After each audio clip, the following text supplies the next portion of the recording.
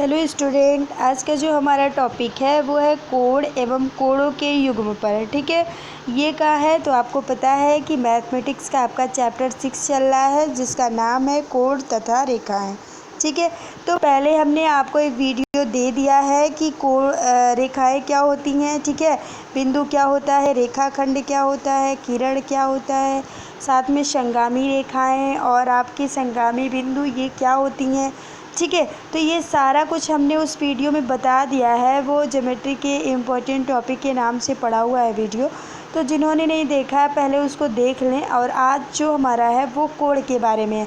तो आज हम लोग कोड के बारे में मैक्सिमम चीज़ें जानेंगे। देखिए बच्चे, जब तक आपको आपके चैप्टर का कॉन्सेप्ट नहीं पता रहेगा कि इसमें क्या क्या चीज़ें हमें पढ़नी है, ठीक है, क्या क्या चीज़ें होती हैं, तब तक आप जो है क्वेश्चन को सॉल्व नहीं कर सकती। ठीक है, उसको सॉल्व करेंगे तो आपको बहुत सारी प्रॉब्लम आएगी, समझ में नहीं आएगा। ठीक है, तो आप इस कॉन्सेप्ट को अच्छे से देखिए, लास्ट तक बने रहिएगा इस वीडियो में ताकि आपका कॉन्सेप्ट क्लियर हो जाए और आपको क्वेश्चन सॉल्व करने में कोई प्रॉब्लम ना रह जाए। ठीक है, तो पहला हमारा जो है वो है कोड एंगल, यानी कि ये बनता कैसे है। तो इसमें क्या होती हैं कि दो किरणें होती हैं।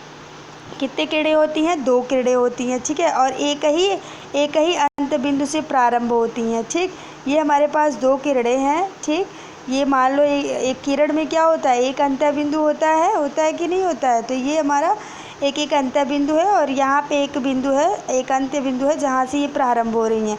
तो यहाँ पे क्या बन रहा है, एक कोण बन रहा है। ठीक है, तो यही हमारा कोण होता है। क्या होता है? कोण। ठीक, तो समझ में आ गया कि जब क्या होती हैं दो किरणें है ना, एक कोण बनाने के लिए हमें कितने किरणें चाहिए होगा? दो किरणें चाहिए होगा। ठीक है, तो क्या कह रहा है कि जब दो किरणें एक ही अंत बिंदु से क्या होती हैं, एक ही अंत बिंदु से प्रारंभ होती हैं तो क्या करती हैं, एक कोण बनाती हैं। जैसे कि हमने यहाँ फिगर में दिखा भी दिया है कि एक किरण है ए और एक किरण है सी, वो एक ही अंत बिंदु बी से स्टार्ट हो रही है तो बी पर एक कोण बन रहा है। ठीक, ये जो किरण है अब ये किरण नहीं रह गई, अब इन किरण को हम कहते हैं कोण की भुजा। क्या कहेंगे? कोण की भुजा। अब तक तो ये किरण थी लेकिन जैसे ही कोण बन गया तो अब ये कोण की क्या कहलाएंगी? भुजा कहलाएंगी। ये ए बी भुजा है कोण की, ये ए बी भुजा है और ये कोण की बी सी भुजा है। ठीक है, और हमेशा भुजाओं को दो अक्षर में पढ़ा जाता है, एक भुजा में, एक अक्षर में भुजा नहीं होता।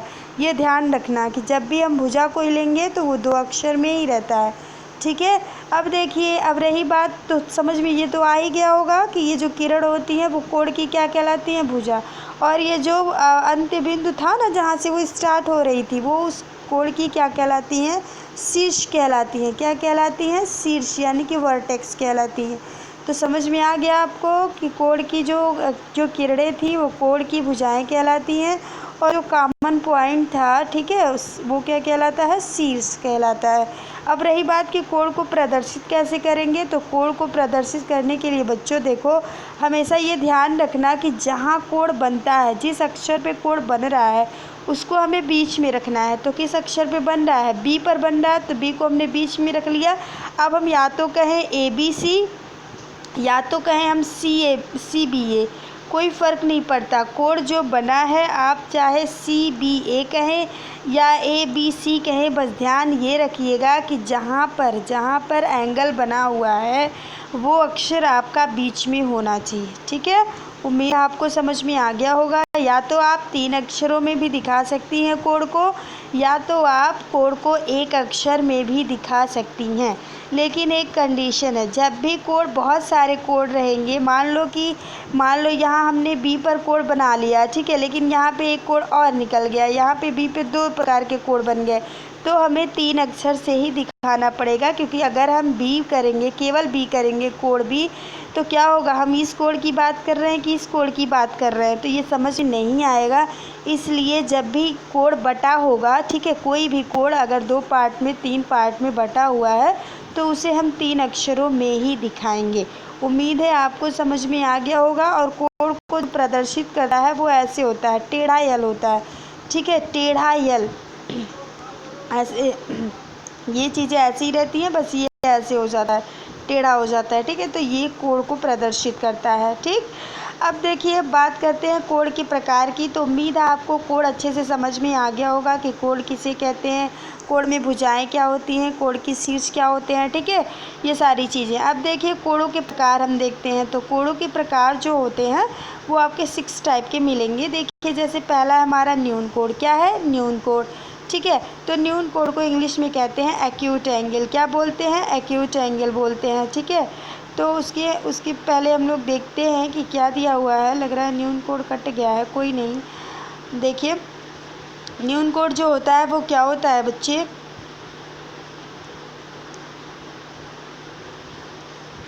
ठीक, न्यून कोड क्या होता है कि ऐसा कोड होता है जिसका माप क्या होता है? 0 अंश से अधिक होता है और 90 अंश से कम होता है, ठीक।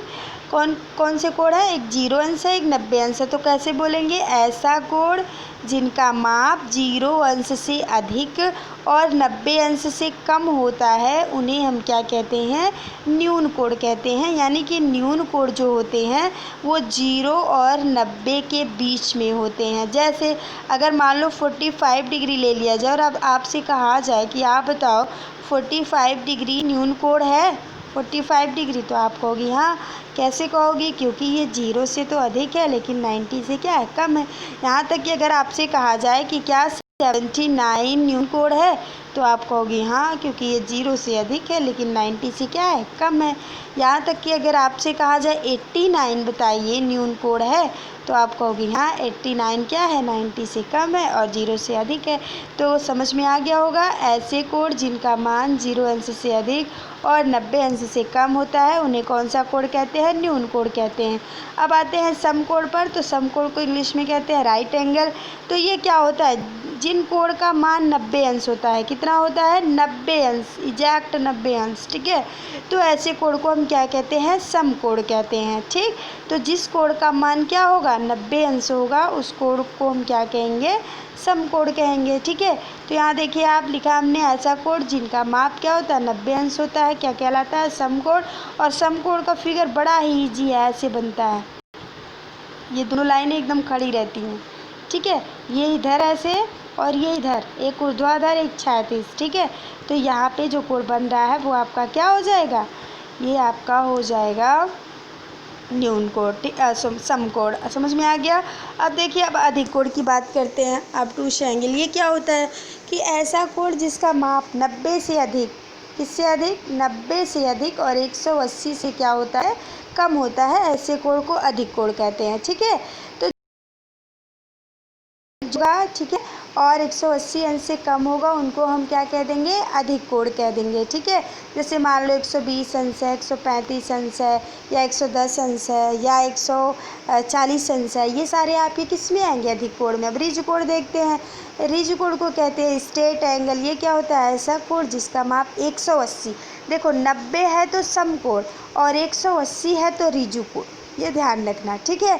अब देखो अब बात करते हैं प्रतिवर्ती कोड। प्रतिवर्ती कोड क्या होता है? इसको बोलते हैं रिफ्लेक्स एंगल, ठीक है।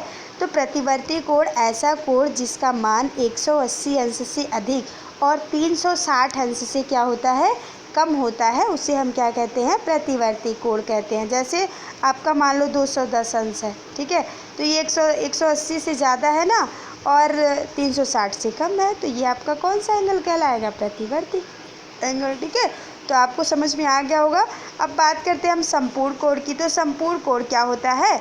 तो संपूर्ण कोड जो होता है आपका ऐसा कोड होता है जिसका माप क्या होता है? 360 होता है। जैसे अगर 90 है तो संपूर्ण होता है, 180 अंश है तो रिजु कोड होता है, ऐसे ही 360 अंश है तो वो संपूर्ण कोड है, ठीक। तो उम्मीद है आपको समझ में ये आ गया होगा कि संपूर्ण कोड क्या होता है, ठीक है।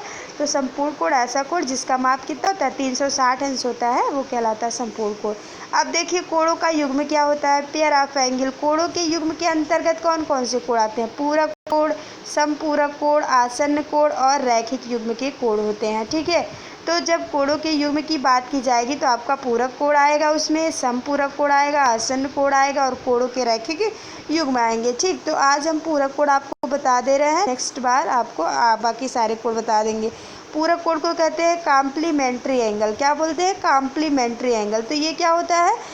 तो ये ऐसे कोण होते हैं, ऐसे दो कोण होते हैं। कितने? ऐसे दो, पेयर है ना तो यहाँ दो बोलेंगे। ऐसे दो कोण होते हैं जिनका माप, यानी कि इनका जो, इनके मापों का जो योगफल होता है, योग होता है, वो आपका कितने अंश के बराबर होता है? 90 अंश के बराबर होता है। ठीक है, तो ऐसे दो कोण जिनका योगफल क्या होता है? ऐसे दो कोण जिनके मापों का योगफल 90 डिग्री होता है, उसे कहते हैं पूरक कोण। जैसे आपका 40 है, 50 है, 70 है, 20 है, ये सारे आपके किस में आएंगे? पूरक कोण में आएंगे। अगर क्वेश्चन बनता है, कहता है कि एक कोण है 50 डिग्री का और इसका पूरक कोण बताइए, तो इसका पूरक कोण कितना हो जाएगा? 40 डिग्री, क्योंकि 50 और 40 कितना होता है? 90। और पूरक कोण ऐसे ही कोण होते हैं जिनका माप क्या होना चाहिए? 90 डिग्री होना चाहिए। तो उम्मीद है आपको समझ में आ गया होगा, कोई प्रॉब्लम नहीं होगा। अगर फिर भी कोई प्रॉब्लम रह जाती है तो आप कमेंट बॉक्स में ज़रूर बताइएगा।